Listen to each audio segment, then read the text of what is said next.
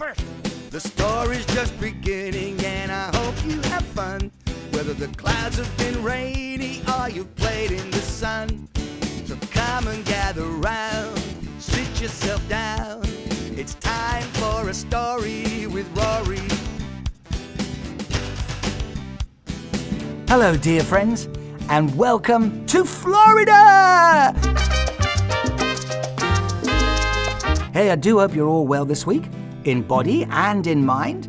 But if you're feeling a little bit down, a little bit under the weather, then we're going to do some positive energy, give you some positive thoughts through the internet. So I want you to find a comfortable place to sit, or you can stand, and we're going to breathe in through our noses, breathe in, hold it for a moment, and then we're going to breathe out through our mouths.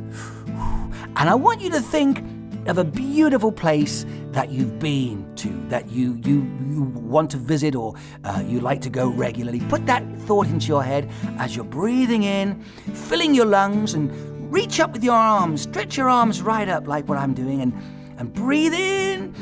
Hold it for a moment. Think of that thought and breathe out. This is all positive energy I'm sending you. Hey, does that feel better? Good. Now welcome to Florida.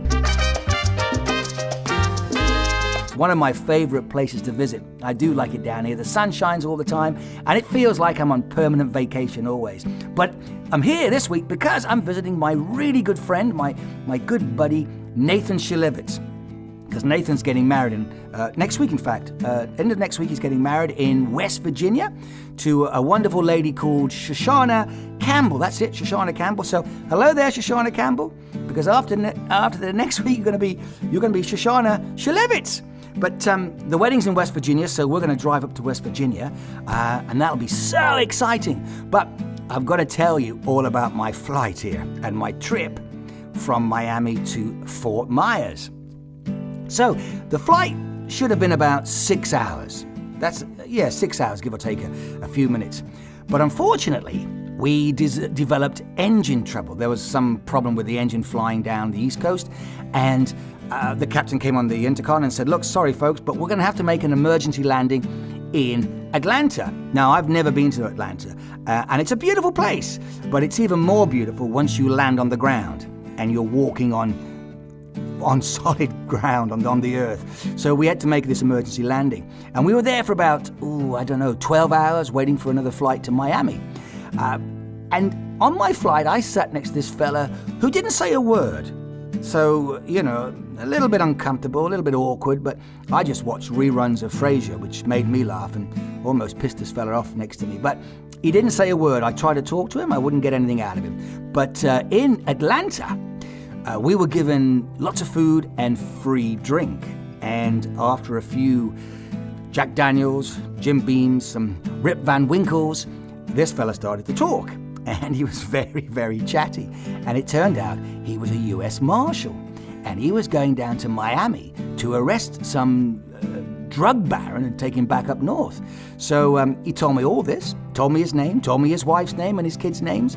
So I won't mention his name, but I'd like to give my love to your lovely wife and kids. So hi there, and I hope you got your man and arrived back safely. So that was our trip to Miami. That was it wasn't as smooth running as it could have been, but the food was good and the drink was good, and I wasn't in any immediate rush at that time. But when we got to Miami, I rented a car, a bit of a funky little sports car, and was driving along State Highway 41 to Fort Myers. And halfway along, my wheel came off. The wheel actually came off the car. So luckily, I wasn't going really that fast. I was able to pull over to one side and try to put the spare on. But I struggled to get the spare wheel on, at which point a highway patrol man was coming along and pulled over. And in that wonderful southern accent, came over and asked me what was going on, if I was all right, and he radioed for a tow truck to come and pick me up. But just as he was leaving, and at this point it's getting a little bit dark, he said to me, "I suggest you stay in the car till the tow truck arrives." And with that, he drove off. Now, I didn't know what he meant by that. Why should I stay in the car? Is it safer to be in the car? Mosquitoes? Alligators? I'd also heard about things called skunk apes. I wasn't sure what a skunk ape was, but, people said, there's skunk apes out in the Everglades, alligators, panthers.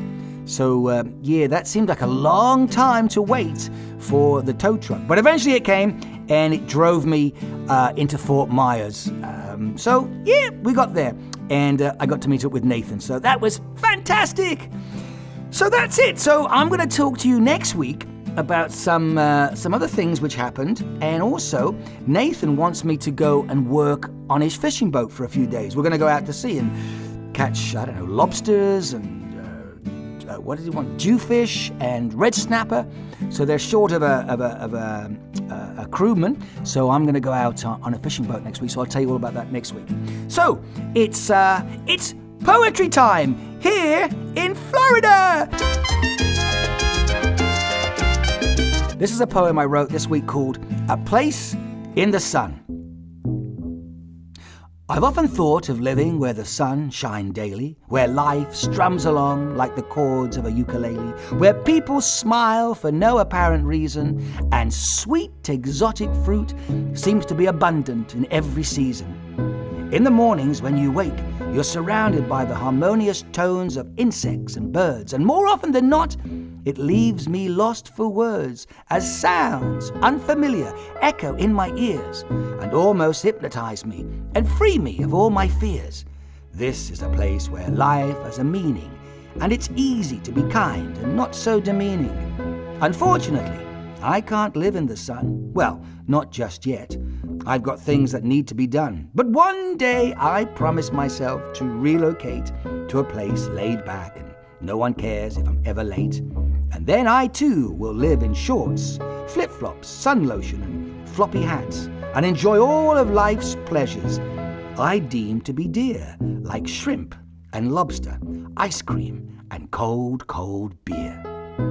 There, that's my Florida poem. Okay, it's time for a joke. So here's a Florida joke. Why don't oysters share their pearls? Because they're shellfish. Shellfish. Oh, that's fun. Makes me laugh. And here's another one. The motel I'm staying in, this lovely place, as you can see, not too expensive, clean but tacky, has a waterbed. And I thought, wow, what an amazing thing, a waterbed. If ever I'm married, I'm going to get a waterbed and we'll just be splashing around together. But then I thought about it and I thought, well, if we do sleep on a waterbed, we may end up drifting apart. Okay, terrible joke. And last joke. When a knight was killed in battle, what was the sign they put on his grave? Rust in peace. Rust in peace. Oh, that's terrible. Okay, it's time to say a toodaloo for now, and take care of yourselves, and I hope you stay well, and I'll speak to you all next week. So have a wonderful week, and see you here in Florida next week. A toodaloo.